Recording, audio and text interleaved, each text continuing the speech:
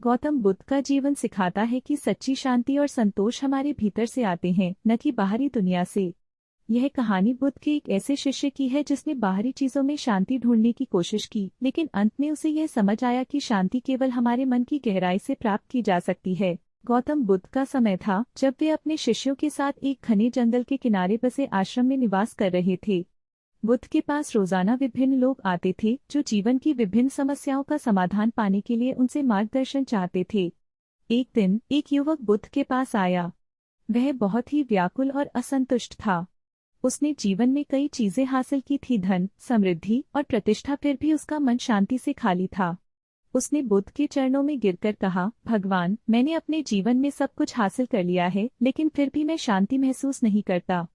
मैंने बाहरी दुनिया में हर चीज ढूंढने की कोशिश की है, लेकिन कुछ भी मेरे मन की बेचैनी को शांत नहीं कर पाया।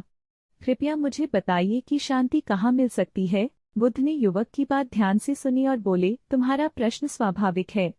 अधिकांश लोग बाहरी दुनिया में शांति और सुख की खोज करते हैं, लेकिन वे भूल जाते हैं कि असली शांति हमारे भीतर से आती है। बाहरी चीजें, धन, प्रतिष्ठा और सुख सुविधाएं सिर्फ अस्थायी सुख प्रदान कर सकती हैं, लेकिन सच्ची शांति हमारे मन की गहराई में ही पाई जाती है। युवक ने असमंजस में बुद्ध से पूछा, लेकिन भगवान, मैं ये कैसे समझ सकता हूँ कि शांति मेरे भीतर है? मैंने हमेशा बाहरी चीजों में ही शांति खोजी है। क्या यह संभव है कि मैं अपनी खुद की शांति प्राप्त कर सकूं? बुद्ध मुस्कुराए और युवक को एक जलाशय के पास ले गए। उन्होंने कहा, देखो इस जलाशय को।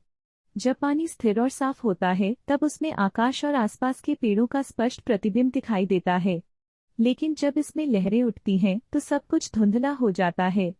उन्होंने आगे कहा, हमारा मन भी इस जलाशय की तरह है।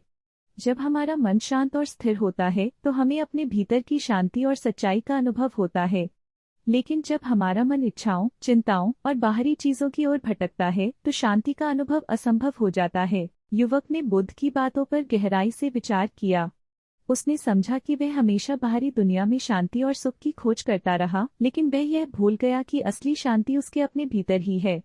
उसने ठान लिया कि अब वह अपने मन को स्थिर और शांत करने का प्रयास करेगा ताकि वह सच्ची शांति का अनुभव कर सके। युवक ने बुद्ध की शिक्षा को अपने जीवन में उतारना शुरू किया। उसने ध्यान करना शुरू किया, जिससे उसका मन धीरे धीरे शांत और स्थिर होने लगा। उसे अब समझ आया कि शांति बाहरी चीजों में नहीं, बल्कि हमारे भीतर की अवस्था में है। गौतम बुद्ध के जीवन से हमें ये सीख मिलती है कि वास्तविक शांति और संतोष बाहरी दुनिया में नहीं, बल्कि हमारे भीतर होते हैं। यह कहानी एक ऐसे शिष्य की है जिसने बाहरी चीजों में शांति पाने का प्रयास किया, लेकिन अंततः उसे एहसास हुआ कि शांति केवल हमारे मन की गहराई में ही प्राप्त की जा सकती है।